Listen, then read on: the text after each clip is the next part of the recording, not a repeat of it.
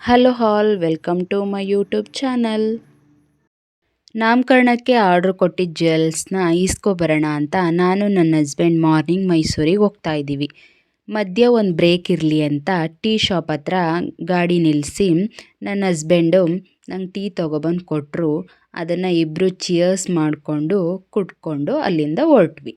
ಮೈಸೂರಲ್ಲಿ ಟ್ರಾಫಿಕ್ ಜಾಸ್ತಿ ಆಗಿರೋದ್ರಿಂದ 2 ವೀಲರ್ ಬೆಸ್ಟ್ ಅಂತ ಹೇಳಿ ನಮ್ಮ ಅಣ್ಣನ ಮನೆ ಹತ್ರ 4 ವೀಲರ್ ಪಾರ್ಕ್ ಮಾಡಿ ಅಲ್ಲಿಂದ 2 ವೀಲರ್ ಇಸ್ಕೊಂಡು ಜ್ಯುವೆಲರಿ ಶಾಪ್ಗೆ ಹೊರಟ್ವಿ.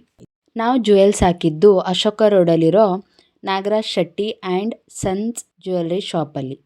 ಹೋಗಿದ ತಕ್ಷಣ ನಿಮ್ಮದು ಲಾಂಗ್ ಹಾರ ರೆಡಿ ಇದೆ ಅಂತ ಕೊಟ್ಟರು. ಅದನ್ನು ಹಾಕ್ಕೊಂಡು ನೋಡ್ತಿದ್ದೆ, ಅಷ್ಟರಲ್ಲಿ ದಾರ ಹಾಕಿ ಕೊಡ್ತೀವಿ ಅಂತ ಈಸ್ಕೊಂಡ್ರು.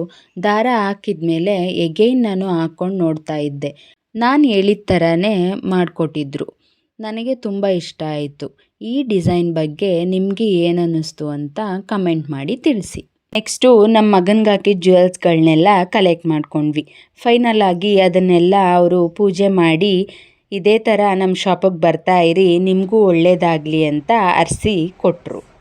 ಅಷ್ಟೊತ್ತಿಗೆ ನಮ್ಮ ಅಣ್ಣ ಫೋನ್ ಮಾಡಿ ಊಟಕ್ಕೆ ಹೋಗೋಣ ಬನ್ನಿ ಅಂತ ಕರೆದ. ನಾವು ಹೋಗಿದ್ದು ಮೈಸೂರು ದರ್ಬಾರ್ ಫಿಲ್ಟರ್ ಕಾಫಿಗೆ.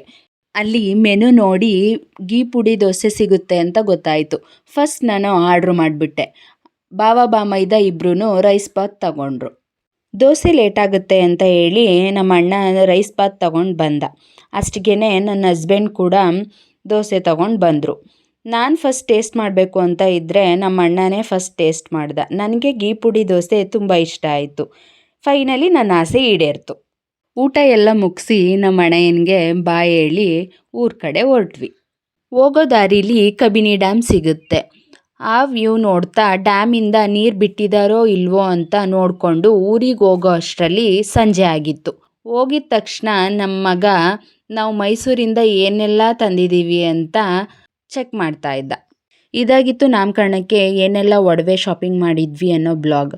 ಯಾರೆಲ್ಲ ಇನ್ನೂ ಸಬ್ಸ್ಕ್ರೈಬ್ ಮಾಡಿಲ್ಲ ಪ್ಲೀಸ್ ಸಬ್ಸ್ಕ್ರೈಬ್ ಮಾಡಿ. Thank you for watching.